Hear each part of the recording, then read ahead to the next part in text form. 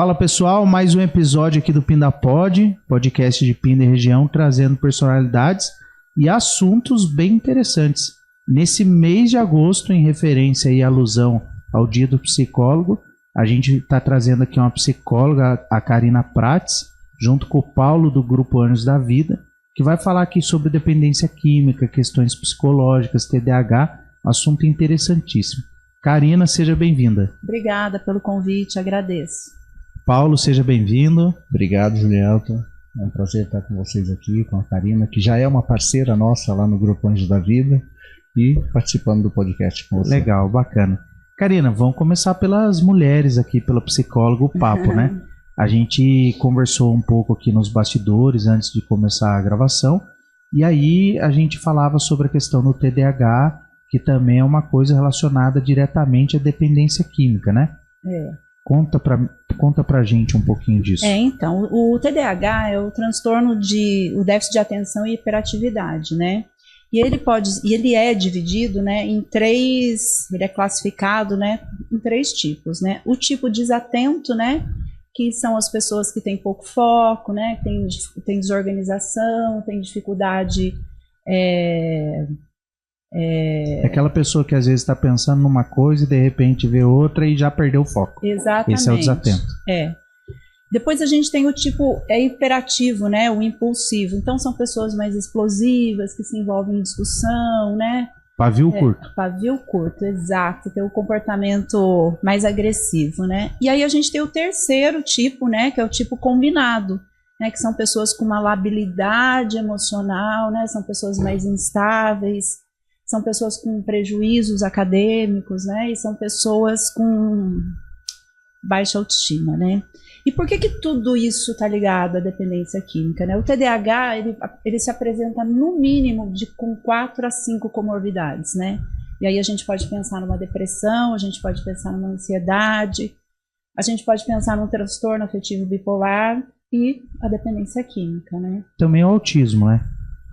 O autismo apesar de não ser comorbidade, tem alguns autistas que apresentam TDAH. Sim, é bastante comum. E o TDAH, o que acontece, né? O que eu sempre digo, o TDAH, ele tem marcas sociais, né, Juliel? Quem que é, por exemplo, aquele aluninho que tem um déficit de atenção na escola? Do tipo, né, desatento. É aquela criança que está lá jogada no fundinho da sala, ela não incomoda, mas ela também não está ali, como você falou, né? Ela tá e não está aprendendo, né? Acaba não interagindo. Não interage, não aprende, né?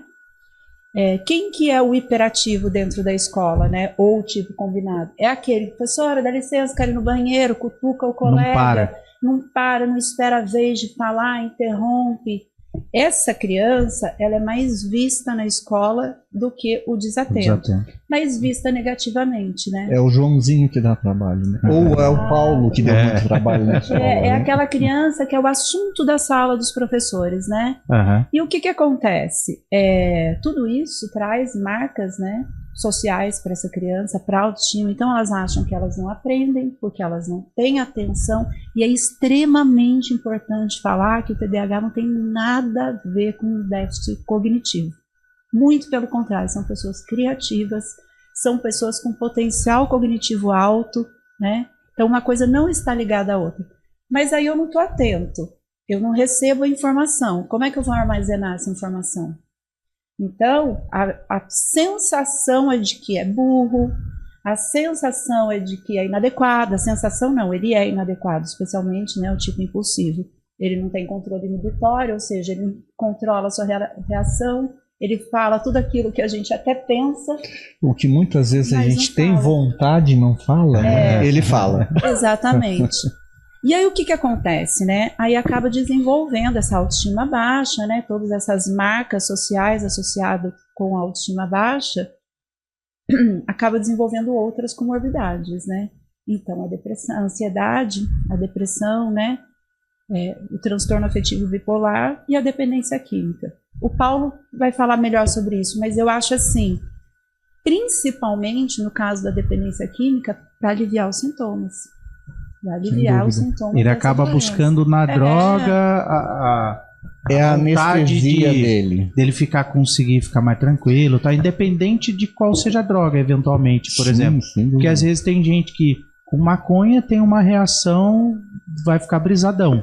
E tem gente que com maconha vai ficar totalmente alucinado, né? E tem umas reações diferentes. E a gente percebe que a relação entre os pacientes que a Karina cita, né, com TDAH e as comorbidades, muitos deles estão dentro hoje do meu centro de tratamento, e a gente vem buscando, né, a parceria que nós temos com a Karina hoje é justamente isso, é fazer essa avaliação, qual é a comorbidade, qual é a doença primária. Para identificar primeiro o que... Porque muitas vezes ele chega, a mãe vai fazer uma anamnese, fala, olha, ele sempre deu um pouquinho de trabalho na escola, tinha dificuldade de aprendizado, mas passou de ano sempre. Mas às vezes até o desatento também passa de ano. Aí é que tá. Aí a gente, vamos tratar então a dependência química, que é o que levou ele ao centro de tratamento. Porém, a gente começa a identificar a questão do transtorno bipolar afetivo, o déficit de atenção, a gente, muitos pacientes, a gente assim, vai buscar um pouco mais a fundo em psicoterapia com os profissionais, eles têm lá alguns traumas da infância, e a depressão entra nesses traumas. Por quê? Porque na fase escolar ele era aquele excluído, ou diferente, ou esquisito. E aí ele descobre que com a droga, com a substância, ele é aceito pelo grupo. Ele fica descolado. E aliviador também, né? E aí pronto. Juntou uma coisa que para ele era essencial, ser aceito pelo grupo. Juntou a faísca com o combustível. Durante muito tempo ele foi excluído, ele não era nem notado, e de repente ele passou a ser o centro das atenções. É importante destacar que nem toda pessoa que tem TDAH vai usar droga. Sim, mas exato. 3 vezes, as pessoas que têm TDAH têm 3 vezes mais chances de fazer uso de modo descontrolado, é importante falar isso, de substâncias lícitas ou ilícitas. Então isso é um dado relevante. A outra coisa que é fundamental a gente falar aqui é que ainda não existe uma política pública adequada para o tratamento do TDAH. Né? É uma questão... E aí, até assim, porque eu acho que, se não me engano, me corrija se eu estiver errado, porque não é minha área, tá, querido? Eu ouço falar bastante, leio, me interesso, e é importante a gente esclarecer as pessoas. Até porque o TDAH, como você falou, não é uma deficiência cognitiva, ele não entra em alguns tipos de benefícios sociais, né? Por exemplo, é um transtorno do neurodesenvolvimento, mas né? aí tem alguns tratamentos, alguns benefícios que excluem o TDAH. Na verdade, existe uma falta de conhecimento muito grande. Aí o que acontece? Essa criança, né? Então, só para concluir a minha ideia, nem todo TDAH vai usar droga, mas 3 vezes mais chances, né? E o que acontece? A falta de tratamento desse transtorno faz com que as pessoas acabem, né, tendo essa possibilidade aí maior de uso de substâncias, né? Se você for fazer a notificação, por exemplo, na Secretaria de Saúde, né, muitas pessoas estão sendo tratadas como alcoolistas, como dependentes, no alcoolismo dentro, né, com dependência química no geral, quando na verdade foi um TDAH não tratado, e claro, ele tem sim hoje a dependência química, mas é uma comorbidade, é isso que o Paulo estava falando, é muito importante. E aí se não tratar o TDAH também não vai resolver tanto problema. Porque a gente tem que tratar a origem do problema, né? Se você tratar só o alcoolismo, só a dependência, doença primária, né? Então assim, por isso que, né, que tem essa associação da psicologia, né? Precisa tratar a impulsividade, precisa tratar a hiperatividade, precisa tratar as questões de desatenção. Por quê? Porque a gente tem que dar uma qualidade de vida melhor para a pessoa. Por exemplo, o tipo desatento. Eu moro num prédio, vou descer para pegar chave no carro. Aí ele desce, ele esqueceu o que ele ia pegar. Ou até o que ele ia fazer, né? Ou o que ele ia fazer. Ou aí ele pega a chave, ele volta, ele esquece de trancar o carro. Daí ele desce. Então, assim, é uma vida muito difícil, né? E as pessoas falam assim, né? Isso é moda. né? Então, assim, eu acho que tem pouco conhecimento. Virou modinha agora. Tem pouco conhecimento e tem também essa coisa de invalidar a dor do outro, a doença, né? Porque, assim, isso é modinha. Todo mundo tem TDAH e tem TEA. Não, não é modinha. Nós não estamos falando de uma coisa que aconteceu agora. Nós estamos falando de um histórico na vida do sujeito, de fracasso, né? De dificuldades. Eu tenho pacientes em cargos importantes, inclusive grandes executivos que têm TDAH. Né? São pessoas extremamente criativas. Tem um juiz, inclusive, que é autista, que é, nossa, um fenômeno. Um cara super inteligente e tudo. E aí alguns médicos falam, não, você não tem TDAH, olha o cargo que você executa. E aí a pessoa me falando, Karina, você tem ideia, essa no caso do tipo desatenta, você tem ideia o quanto o meu cérebro trabalha para que eu não esqueça nenhum tipo de medicação ou que eu não troque, né, uma medida, enfim. Então ela fica o tempo inteiro passando aquilo na cabeça, passando aquilo. A gente sempre diz que a depressão do TDAH é por exaustão, porque é um pensamento muito acelerado, né, associado com todas essas outras questões que eu coloquei. Então, seria paralelo para a gente entender 5 dias de trabalho de uma pessoa que não tem TDAH. Né? Então, ela consegue, ela é funcional, mas só ela sabe o sofrimento, a dor que é para que ela consiga atender, né? Mas é interessante, é positivo essas pessoas que ocupam cargos de destaque, como eu disse, do juiz, porque você passa a desmistificar a situação, porque tem gente que às vezes fala autista não vai fazer nada, mas tem grandes personagens, diminui as pessoas. A dor do outro. É difícil. Porque está sempre associada à questão da eficiência cognitiva. Não, então esse menino chega para mim, né, mãe, né, fazendo o questionamento, né, olha, eu vim rastrear, eu faço avaliação neuropsicológica, né, para rastreio de alguns transtornos, incluindo o TDAH.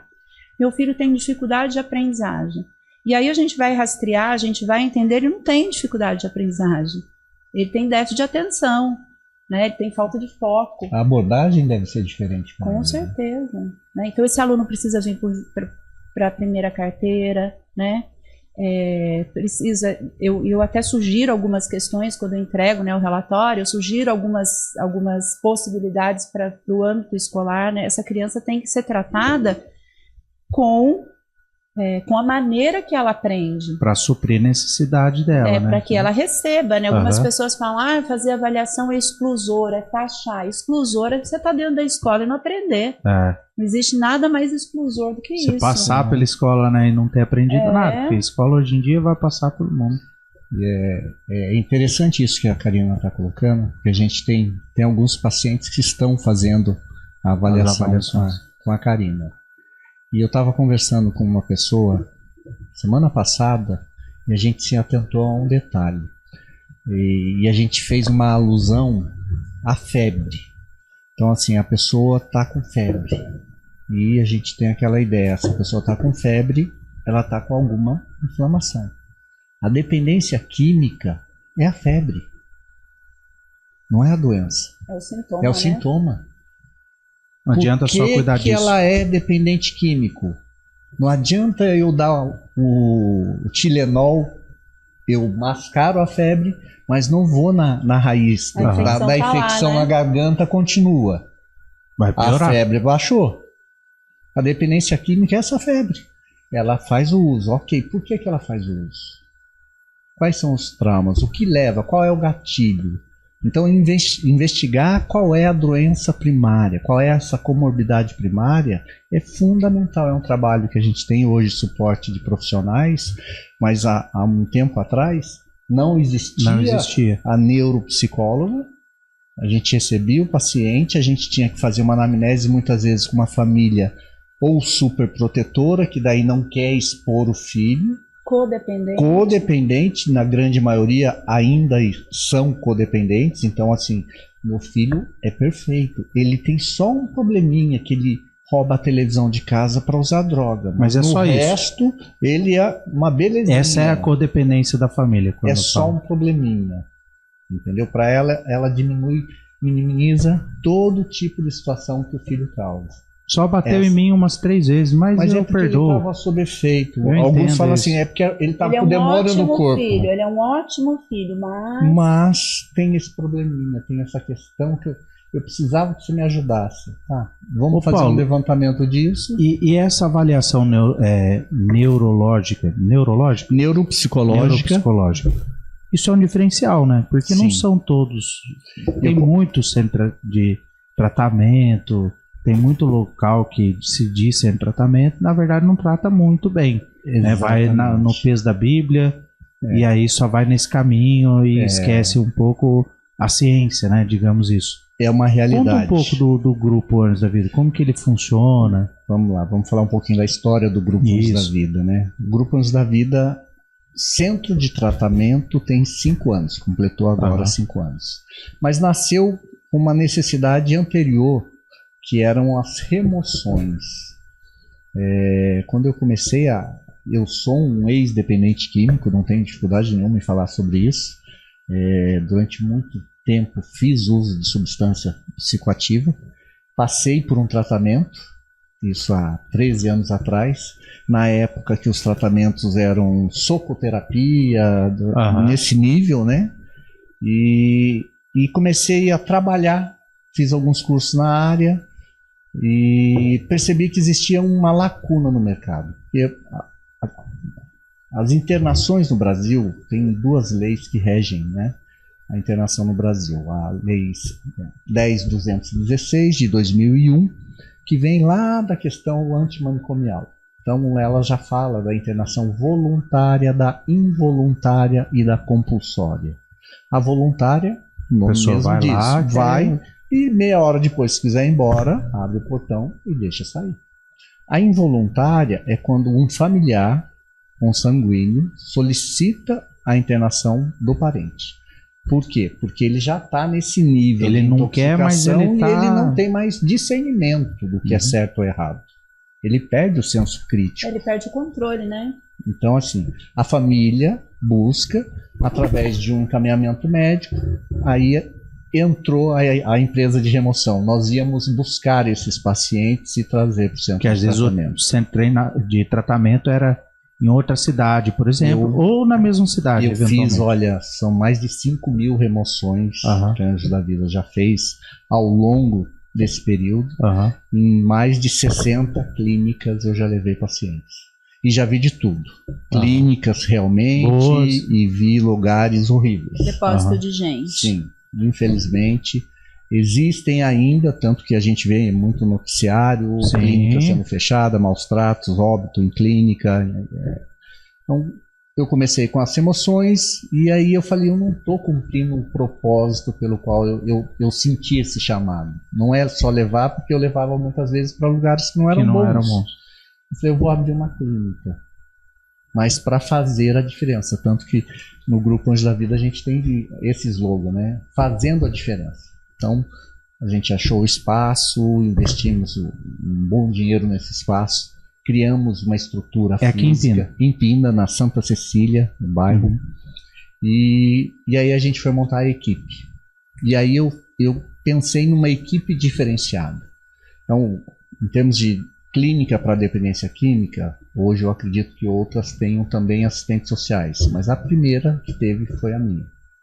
Hoje eu tenho 2 assistentes sociais, 2 terapeutas técnicos de independência química, 2 psicólogas, tem um psiquiatra que atende toda semana, um clínico geral que atende toda semana, um farmacêutico, enfermeiro, cozinheiro, auxiliar de serviços gerais que faz a limpeza. Então, assim, a gente montou uma estrutura interna e buscou parcerias. Então, a partir do momento que a gente foi credenciado à Unimed, eu descobri que a Karina também era credenciada da Unimed. Eu falei, eu preciso trazer isso para os pacientes. E realmente você colocou bem.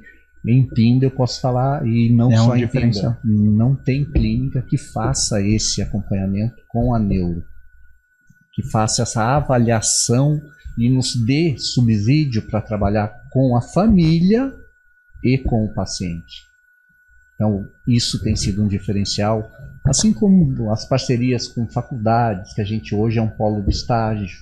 Então, hoje meus pacientes, eles recebem os estagiários de fisioterapia. Então, pessoas que estão com dificuldade de locomoção, a fisioterapia auxilia muito a questão da respiração. A pessoa aprender a respirar corretamente, a controlar a respiração, que isso muda tudo. Fazendo adendo aí, a ansiedade não tem cura, mas ela tem tratamento. E o principal é a respiração adequada. É a respiração. TDAH também não tem cura. Não. Tem tratamento. Tem tratamento medicamentoso? Sim. Também. Quando há necessidade. O interessante é uma associação, né? Se for, né, necessário, isso o profissional psiquiatra ou um neuro, né, que vai tomar essa decisão, mas assim, o importante é essa associação, né, da psicoterapia, em especial, né, terapia cognitivo-comportamental e a associação medicamentosa, se for o caso, né. Cortar mais um pouquinho, Paulo, rapidinho. Sim. Depressão tem cura? Depressão também é uma doença, né, que você tem tratamento, né? Mas não chega uma hora que a pessoa tem alta, mas é só estabilizada, né? Entendi. Mas é difícil falar que ela tenha sido curada da depressão e ela não vai ter mais, né? Humor, né? Existe a possibilidade de você estar bem, né? De você estar em dia, como a gente brinca, eu estou em dia com a minha terapia, né? Existem até pessoas que desmamam da medicação, né? Mas ela tem essa característica, né? Entendi. Mas vamos lá, não diferente da dependência química, que também não tem cura. Que não tem cura. A gente pode estacionar essa doença, mas falar assim, olha, eu estou curado, então agora eu posso voltar a tomar minha cerveja. Não. Se for o gatilho dela ali, já foi. E assim, é a porta de entrada. A partir do momento que eu volto a tomar uma bebida alcoólica, automaticamente meu cérebro vai... O que era hábito para ele falar usar assim, a droga, ele se vai eu voltar consigo controlar o uso do álcool, eu vou conseguir controlar o uso da maconha, da cocaína, porque agora eu estou curado, já sei como funciona. E aí é o grande engano e as recaídas acontecem cada vez piores. E essa questão também, né, falando sobre o álcool, assim, né, o álcool ele tem um contexto social, né, vamos depois daqui, né, tomar uma cervejinha, comemorar o dia de cultural, hoje é sexta-feira, né, não só social. Mas em termos neurológicos, o álcool é, assim, uma droga muito potente, mas muito potente. A avaliação neuropsicológica, ela analisa os aspectos comportamentais e cognitivos. As sequelas do uso de pessoas alcoolistas é gigantesca. São iguais ou até piores do que às vezes quem teve o uso de outras substâncias. Eu tenho resultados de alcoolista similar à demência, em termos de memória, né, em termos de eficiência cognitiva, em termos de linguagem. E aí eu vou complementar. O álcool, por ser uma droga lícita, diferente das demais, ela não tem o contexto. E culturalmente, a gente nunca vê, né? Vamos brindar no fim de ano com água, com refrigerante. É sempre casamento. Até quem não bebe vai pôr um pouquinho na taça. Então, assim, culturalmente, a bebida alcoólica entra na vida da gente muito cedo. E aí, com o passar dos anos, o pai leva a criança para o campo de futebol, toma a espuminha aqui do chopp, a espuminha da cerveja, e ali ele já está alimentando. Se a criança tem uma predisposição genética de pai, vô, que já tinha problema provavelmente com tenha, né? E aí, assim, você só vai fazer a doença acordar. E o álcool tem essa característica, como a Karina falou. Realmente ela é devastadora. Em termos de abstinência, ela se compara com a heroína. É pior do que o crack, é pior do que a cocaína, é pior do que a maconha. Alcoolistas que ficam abstêmios, eles têm convulsões, delírios trêmulos, alucinações, assim, é muito, muito severo. E outra droga que também, assim, infelizmente estão desmistificando, né, a questão da maconha. Não, mas ele fuma, ele fica quietinho, ele não dá trabalho, é a droga da paz. Eu costumo sempre falar assim, tira a droga e vê se ele fica em paz. E tem uma questão importante nisso, sabe, Paulo? Que, assim, pessoas que têm predisposição, por exemplo, à esquizofrenia, fumar maconha... É a maior desencadeadora de esquizofrenia, é a maconha. O maior índice de surtos psicóticos se dá em usuário de maconha. Não é o usuário de cocaína, ele tem paranoia. O usuário de crack, ele tem paranoia. Surto psicótico, usuário de maconha. O que diferencia? Porque rompe, quem né? não é... Não, mas assim, o surto... O esquizofrênico, ele rompeu com a realidade. Rompe de vez. Exemplo, aí é surto mesmo. Ele tá a paranoia é só o efeito no momento que o consumiu durante o uso ou pós-uso. Aí ele tem uma alucinação, alguma coisa. Persecutória, ele pode ouvir vozes, tem N situações. Ele tem esses comportamentos, né, de estar sendo perseguido, né, persecutórios. Agora, a esquizofrenia, você rompe, né, com a realidade. Você não está mais aqui, né? Entendi. Que é o louco, né? Então, a maconha é... Para quem tem uma predisposição para desenvolver esquizofrenia, a maconha é um problema seríssimo. E como é que eu vou saber se eu tenho, se ninguém eu não tenho? Só fumando. Não tem uma estrelinha na sua certidão de nascimento. Não vem na etiqueta, né? Então, será que é um risco muito grande, é um risco muito grande. É só usando, se não usar, não vai saber. Eu costumo falar para os meus pacientes que, assim, se você sabe que em algum momento alguém da tua família já teve problema com álcool ou droga, se você sabe, não corra o risco. Não já pague para ver, porque assim, é 90% de chance de você também ter. Ô Paulo, e você a predisposição genética, né? A mesma coisa. Você vai ver o pacientinho, a mãe vai levar lá para mim o pacientinho para rastrear TDAH ou até mesmo TEA, e você vê, né? A mãe já tem. A mãe, o tio, o irmão. Porque tem. Nossa, você sabe que o comportamento dele é igualzinho do meu irmão? Olha. O pai dele também era assim. Olha, o pai é desse jeito, viu? Também perde tudo. O pai também não conversa com ninguém. Aí você já fala, vou abrir outra ficha aqui. Pode trazer. Mais vamos ter que tratar, não tem jeito. Mas, ô Paulo, você estava falando do diferencial do grupo. O grupo... Fisioterapia. Hoje, com a parceria com as faculdades, né? A gente tem faculdade em Anhanguera como uma grande parceira. Posso citar nomes aqui, pode, sem problema nenhum. Então, vamos lá. Tranquilo. A Unifunvic também é uma parceira. Você agradece as pessoas que são parceiras, lógico. Muito, porque assim, a gente recebe o curso de psicologia, a gente recebe o curso de farmácia, a gente recebe o curso de fisioterapia. Então os alunos vão. E normalmente vão já com tutores ou, por exemplo, psicologia, a Karina vai supervisiona ou não? Normalmente assim, tem um preceptor de estágio, não é isso, Karina? Alguns chamam de preceptor. Supervisor, né? Que é a pessoa da universidade, um professor que acompanha os alunos. E o meu profissional tá fazendo. E aí é o supervisor de campo que a gente chama. Legal. Então eles são sempre acompanhados. A Anhanguera fez um investimento muito bacana com equipamentos, aquele choquinho, sabe? Todo equipamento para fisioterapia. E quando você falou fisioterapia, por exemplo, né? Porque para quem não é da área, você não fica imaginando. Às vezes não tá, a pessoa lá tá andando, mas aí você falou da respiração, que para mim é uma baita de uma curiosidade, né? Porque às vezes o dependente ele tem uma respiração que já não é mais tão normal, né? Crise de ansiedade independente químico, você não sabe como isso é habitual. Nós tivemos, o grupo levou toda a equipe técnica para um simpósio, que foi o FreeMind, foi em São José esse ano, um simpósio internacional. Estive em Campinas. Você teve um FreeMind de Campinas? Nós fomos em São José. E foi dito que a ansiedade e a depressão são as doenças para essa década. Tá no topo, né, Karina? Você que é psicóloga e eu penso assim, sabe, Paulo? Por que essa pessoa foi usar droga? Porque é ruim? Não. Ela foi buscar prazer. Prazer imediato. Ela estava com dor. Ela foi buscar prazer. Ela foi aliviar os sintomas dela. É o anestésico. Então, se ela precisa de um anestésico, tem um problema aqui.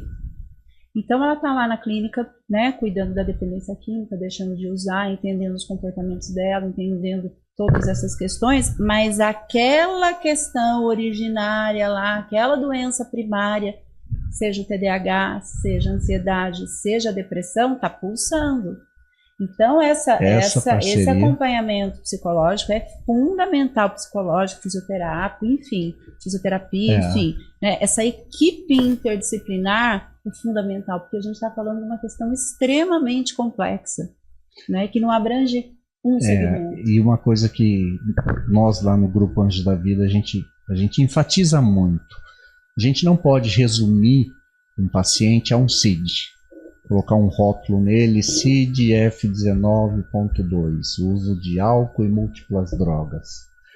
Ele é um ser humano, ele tem um histórico de vida, tudo isso tem que ser investigado.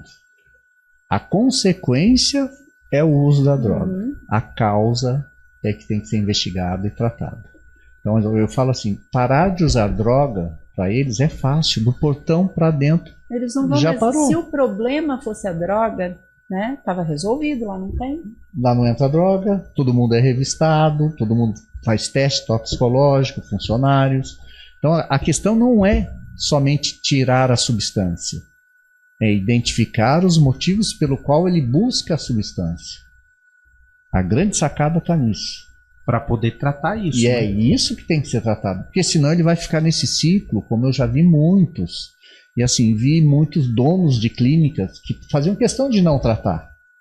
Por quê? Porque ele vai embora, 6 meses depois ele volta, eu tenho ele mais 6 meses pagando mensalidade, ele vai embora, ele volta. 40 internações é normal para uma pessoa? 45 tratamentos é normal? Não é normal, ele não está sendo tratado.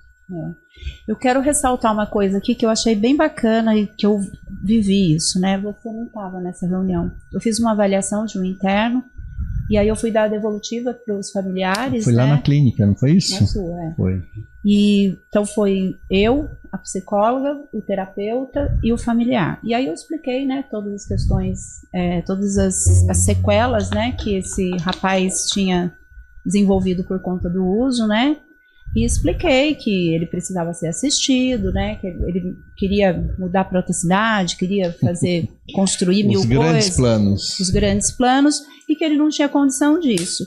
E também não estou falando isso para julgar em hipótese alguma o familiar. Esse familiar está cansado e ele tem todo o direito de estar.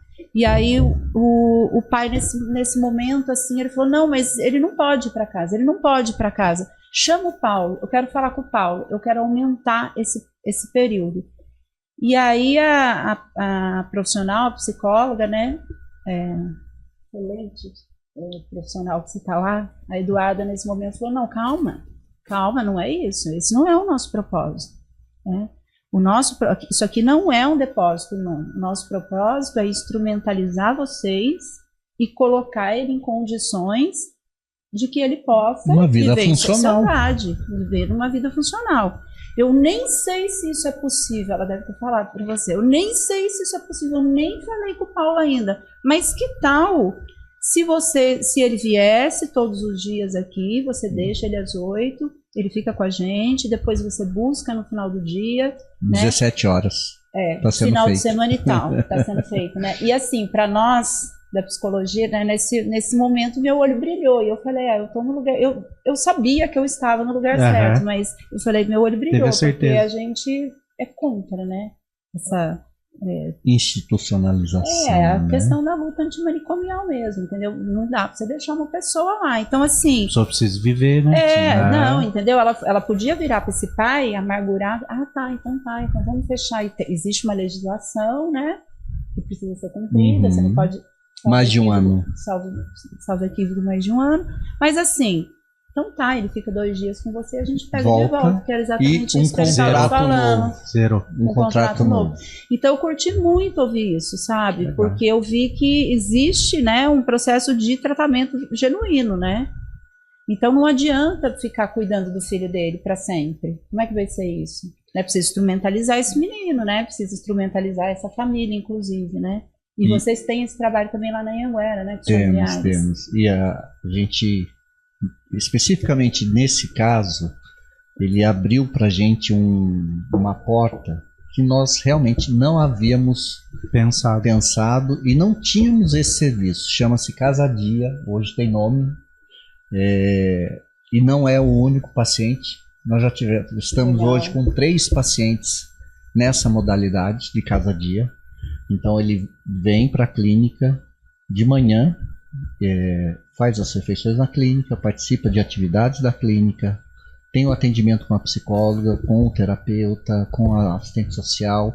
Toda a rotina dele a gente auxilia no que? Não é mais com relação ao uso de substância, porque isso ele já não usa há pelo menos 6 meses do tratamento.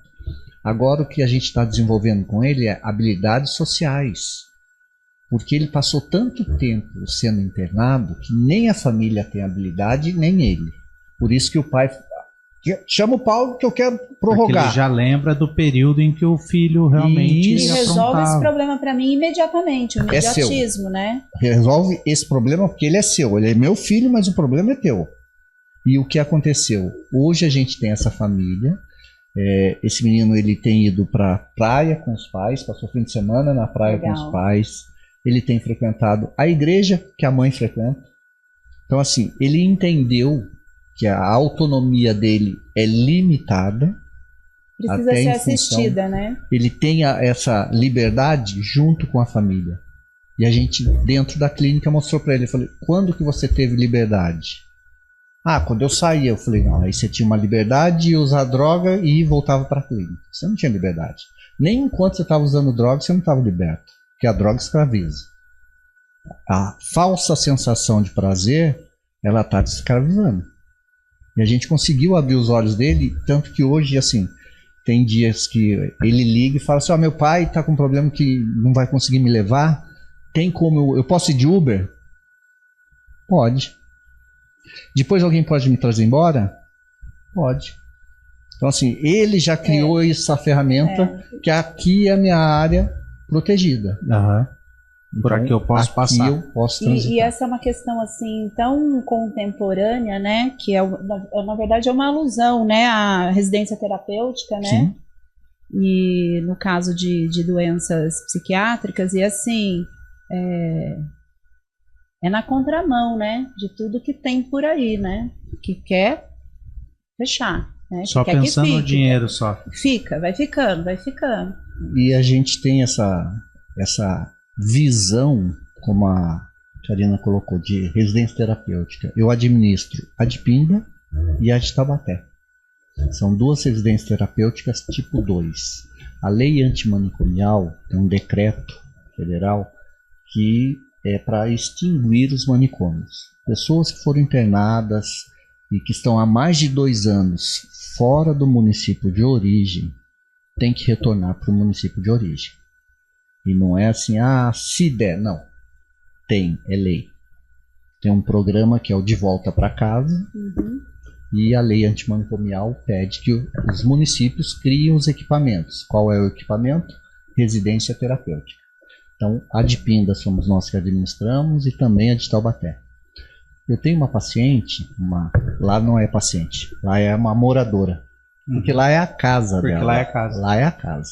Por isso que é uma residência terapêutica, porque eu tenho cuidadores, né? Eu tenho técnicos de enfermagem, eu tenho enfermeiro e tenho o suporte do CAPS. Então eles passam pelos médicos, as atividades alternativas, arte terapeuta, música terapia, eles têm todo esse apoio do CAPS. Então ele é inserido no RAPS, né, o Rede de Apoio Psicossocial. Mas eles têm autonomia, coisa que eles não tinham no hospital psiquiátrico. Então eu vou te dar um exemplo. Uma senhora que ficou 50 anos dentro de um hospital psiquiátrico. Gilelton? Não viveu, né? Não sabe comprar pão. Ela não sabia apagar a luz. Eu vou além. Apagar a luz no interruptor. Por quê? Uma ala hospitalar, principalmente as psiquiátricas, quando dá o horário... Trabalhava, desligava tudo. Era o disjuntor, apagava tudo. Eles não apagavam a luz. Alguém apagava. Sim.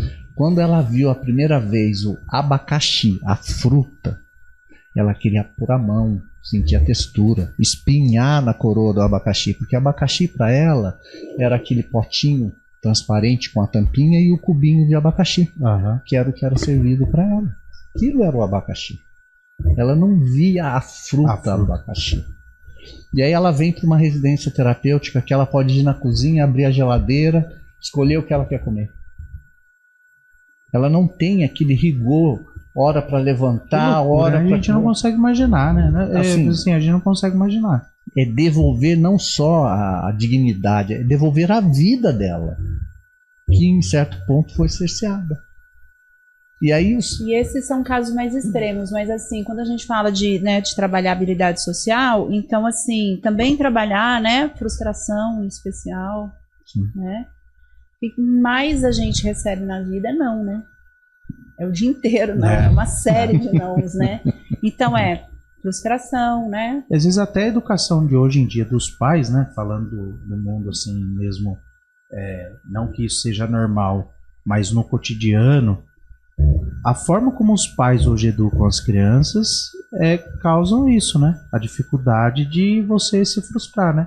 A criança receber ou não na rua, porque o pai com a mãe hoje em dia dá basicamente quase tudo, né, na mão da criança. É mais fácil, né? Mais fácil. Não e a gente falando né? de criança, inclusive, eu tava até roubando aqui a nossa colinha que você já tinha mandado alguns assuntos pra gente abordar. Você falou aqui de uma pesquisa sobre a criança com TDAH, que ela tem propensão também de 2 a 3 vezes mais propensa a usar e abusar de substâncias, que é o que a gente falou agora há pouco, do TDAH que a pessoa acaba tendo, mas aí identificar isso na criança é importante, né, Karina? Essa avaliação neuropsicológica hoje em dia é fundamental, você vê dessa forma. Sim. A gente precisa olhar para essa criança dentro da escola, porque a gente está falando de todo esse cenário, e aí vamos voltar lá na raiz, né? De uma criança que não foi tratada, que não foi vista, né? Então, eu busco muito fazer isso, né? Dar sugestões, dar orientações para a escola. Eu acho que seria extremamente importante a neuropsicologia dentro do âmbito escolar. Concordo. Os professores precisavam ser treinados, porque eles têm um lugar, né, um lugar social muito importante. Ele está com essas crianças eles estão com essas crianças todos os dias, né? Então, assim, poxa, aquele menino tá quietinho, tá lá no canto, né? Passa um chiadinho ali do lado, ele já desvia, passou já o passarinho, ele já fica olhando para a janela. Joãozinho não olha, né? Não. Mas tá eu acho que hoje a maior dificuldade, pelo menos assim, falando do município de Pindamonhangaba, que é o que eu acompanho, né? É essa ligação entre Secretaria de Saúde e Secretaria de Educação. Porque em algumas situações tem que ter essa intervenção, óbvio, né, da neuropsicologia na área da educação, o que não é observado. Né? A neuropsicologia é uma questão assim de vanguarda mesmo, né? Especialmente aqui na região, né? São poucos profissionais especializados, que fazem esse tipo de avaliação. Né? A educação está agora com psicólogos dentro das escolas, que já é um grande avanço, né?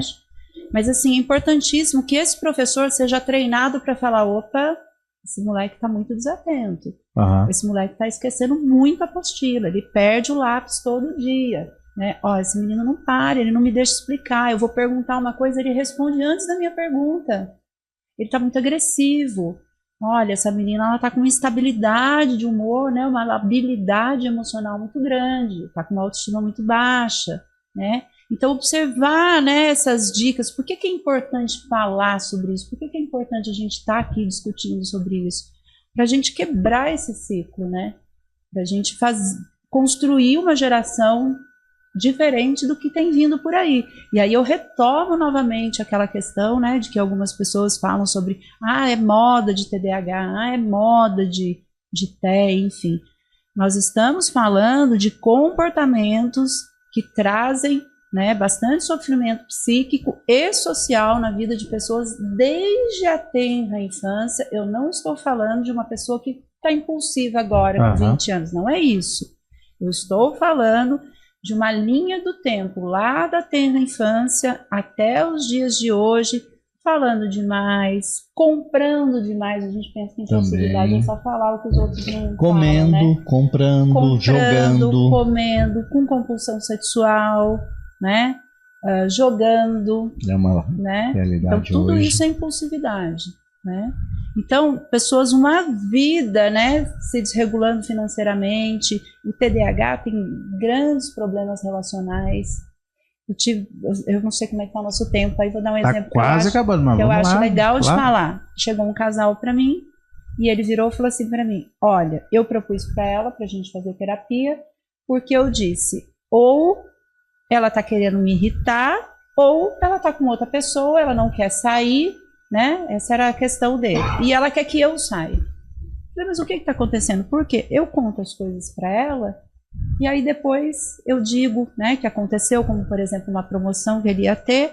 Então vamos sair hoje para jantar para comemorar que saiu a promoção. Ela falou, e aí ela vira para mim e diz, mas você não me conta isso? Você não me avisa?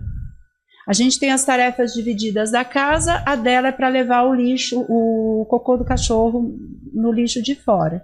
Ela pega, leva e deixa do lado do lixo. E aí eu expliquei para ele, né, e ele entendia que aquilo era uma afronta, que uma provocação, ela não queria mais, né? ela não estava querendo mais, ela nem escuta as coisas que ele conta. E aí eu expliquei para ela que provavelmente ela foi levar o cocô do cachorro, e aí, pensamento acelerado, veio uma outra ideia, ela viu o varal, lembrou que não tirou a roupa lá. E vai chover, e por acaso ela deixou a sacolinha do lado do lixo, né? Então, assim, o TDAH tem muitos problemas relacionais, o TDAH tem problema de trânsito, com multa, ele não vê sinal, não enxerga, desatenção total. Como é que ele vai ver que ali é proibido, que não pode passar de 50?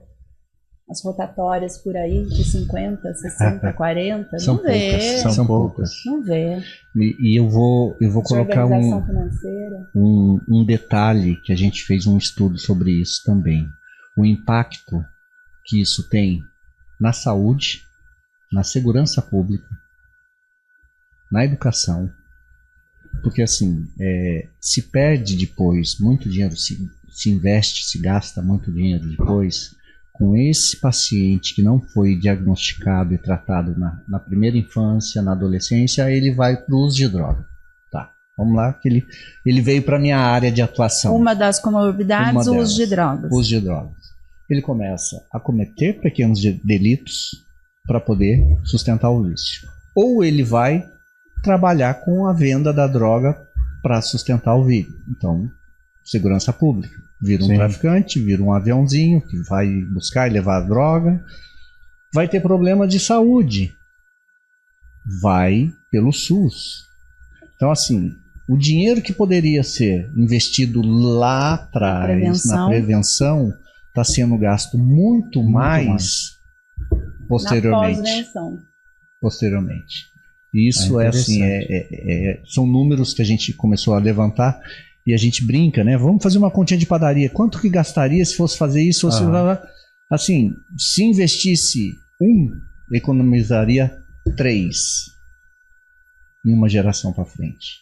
E se a gente ficasse aqui, a gente ia passar o dia inteiro falando sobre esse assunto. O tempo nosso é meio curto aí, o diretor já olhou pra gente já umas 2 vezes. Ô Paulo, quem eventualmente quiser entrar em contato com o grupo Anjos da Vida, como é que faz? Nós temos as redes sociais, né? ct.Anjos da Vida, que é nosso Instagram, Facebook é o mesmo. Isso.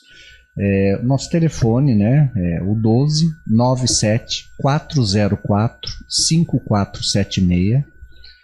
A Anjos da Vida hoje, ela atua para dependência, álcool, drogas, vício em telas, que é a compulsão por tela, hoje já tem um CID, vício em jogos, então são 2 qualquer jogo, classificações. Ludopatia e... O que é a ludopatia? A ludopatia é o vício por tela. Tá. Então você não consegue, tem pessoas que passam 18 a 20 horas no Instagram. É uma coisa assim, absurda. Sim. E tenho também a questão da dependência dos jogos.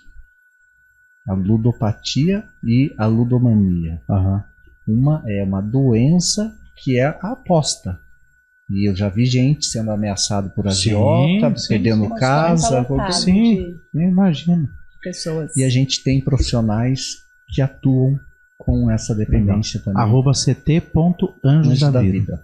O Karina, alguém eventualmente quer levar a criança lá para fazer uma avaliação neuropsicológica, como que faz para entrar em contato? Também estou no Instagram, karinaprates.neuropsi. Meu consultório é no Smart Office, em Pinda. Meu telefone 992549052. Estou à disposição. Legal. Paulo, obrigado. Karina, obrigado. Um abraço mais uma vez, seu pai. Foi aniversário dele esse mês aí, né? Foi. Recebeu homenagem lá da Santa Casa. Seu Décio é uma pessoa queridíssima. Nossa, queridíssima. Fez Parabéns para ele. Anos. Que benção, que joia. Meu grande melhor amigo. Que benção, que joia. Obrigado. Você que acompanhou o podcast aí, não perca os próximos episódios. Valeu.